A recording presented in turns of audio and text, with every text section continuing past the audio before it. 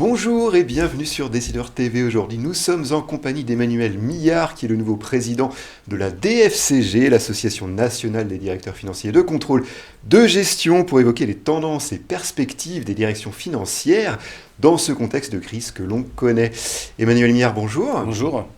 Alors vous êtes, on le disait, le nouveau président de la DFCG, donc tout d'abord bravo pour cette nomination. Alors peut-être pour commencer, revenir un peu sur votre parcours professionnel. Qui est Emmanuel Millard ?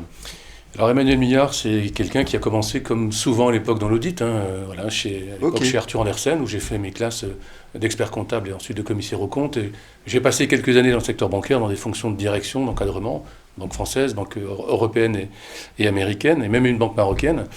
Et puis en 2003, j'ai basculé dans le secteur public, secteur public, ministère des Affaires étrangères, direction du budget, également direction d'établissements publics. Et puis depuis maintenant quelques temps, je suis directeur général adjoint du groupe Coalia, qui est un groupe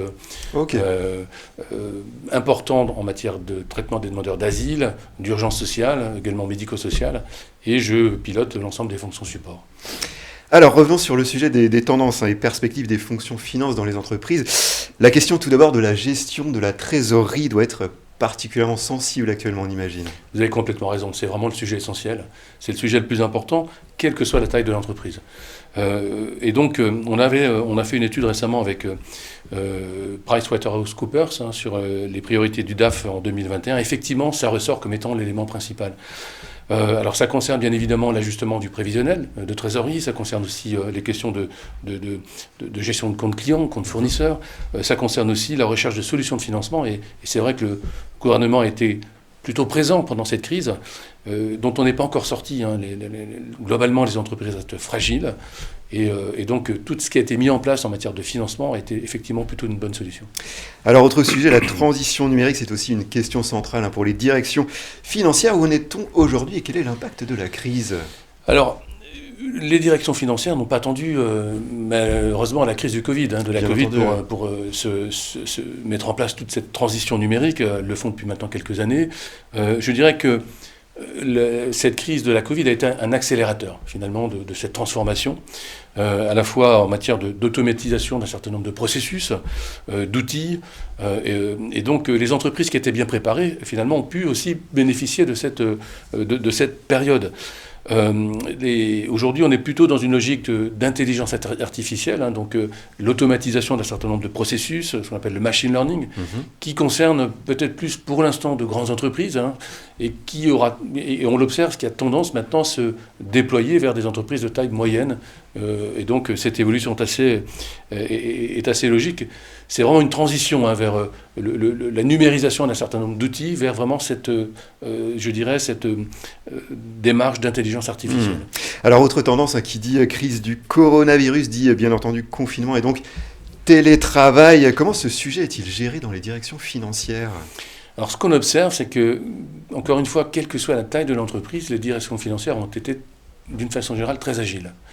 Très agile, moi je le vois effectivement dans mon entreprise, quasiment du jour au lendemain, je me souviens c'était le 16 ou le 17 mars, du jour au lendemain, finalement on a quasiment mis toutes les fonctions support en télétravail. Ce qui est quand même une performance, parce que ça s'est fait assez facilement. Ça s'est fait plutôt facilement, avec évidemment tous les outils que tout le monde utilise maintenant, mais avec un accès à distance en VPN des applications, l'organisation de réunions sous forme en visioconférence, et donc tout ça a été finalement plutôt bien organisé, et d'une façon générale, c'est ce qu'on observe dans les entreprises. On a quand même noté quelques points de vigilance. Pendant cette période, c'est les risques de cyberfraude. On a observé effectivement des tentatives plus marquées, plus importantes de cyberfraude qui sont développées pendant cette période-là. J'en profite pour lancer aussi une alerte, un signal, parce qu'effectivement, on observe cette tendance assez fréquemment. Alors globalement, quel est l'impact de la crise sur la place du directeur financier au sein de l'entreprise ? Alors, le directeur financier, je dirais que son rôle, qui est toujours discret, le directeur financier, c'est quelqu'un de discret mais d'efficace dans sa définition. On a l'impression qu'il est monté en puissance. Il est monté en puissance. Alors on a vu beaucoup d'autres professions qui se sont exprimées publiquement sur le sujet, de nos collègues. Le directeur financier lui est resté quelque part un peu en coulisses, mais avec un rôle tout à fait essentiel. Il a permis de donner beaucoup de visibilité à la direction générale sur la trajectoire financière de l'entreprise. Il a permis aussi de prendre des décisions de sauvegarde parfois, et elles ont été malheureusement assez nombreuses. Il a permis de gérer, de préserver la gestion de la trésorerie. Et donc, comme le dit effectivement cette enquête PwC de 2021. Donc le DAF, c'est quelque part une espèce de boussole qui rassure, qui oriente, qui prend des décisions et qui, évidemment, joue un rôle peut-être plus important encore pendant cette crise que précédemment. Et j'insiste là-dessus parce que je pense, et on va lancer une réflexion à la DFCG là-dessus, que je pense que l'entreprise, d'après la Covid, c'est pas l'entreprise d'aujourd'hui, enfin l'entreprise au sens direction financière, et c'est pas l'entreprise, la direction financière qu'on a connue avant la Covid. Donc je pense qu'il va y avoir un vrai changement de paradigme, de processus, d'organisation, qui va irriguer finalement l'ensemble des directions financières. Alors, concernant l'avenir justement et les perspectives, la RSE est souvent citée comme un sujet qui monte dans les fonctions finances. Quel regard portez-vous sur ce point ? Alors c'est un sujet qui monte, c'est un sujet relativement récent, sur lequel la DFCG a travaillé ces derniers temps, puisque nous allons publier dans les prochaines semaines un livre blanc sur la RSE. Donc c'est quand même quelque chose qu'il convient de signaler. Et donc le directeur financier, il ne pilote pas que des indicateurs financiers. Voilà, il doit aussi rentrer dans absolument une démarche de performance en matière sociale, environnementale. Cette évolution, elle se fait plus ou moins rapidement dans les entreprises. Et ces indicateurs extra-financiers doivent aussi permettre finalement de piloter, de renseigner, de comparer les entreprises les unes aux autres sur leurs performances. Et donc ce plan de relance aussi doit permettre cette prise de conscience. La relance, ce n'est pas qu'une relance financière, c'est aussi cette relance sociale, environnementale, qu'il faut vraiment porter. Et je pense que le rôle des directions financières est essentiel là-dessus. Alors un dernier mot concernant les perspectives et l'avenir des fonctions finances.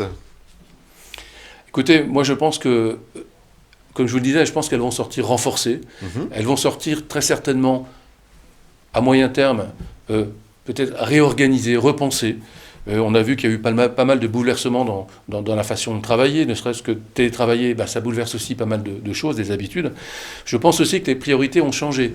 Dans l'ensemble des sujets qui concernent la direction financière, on voit que la gestion de trésorerie, par rapport au pilotage de l'entreprise, effectivement, sont deux sujets qui ont pris beaucoup d'importance.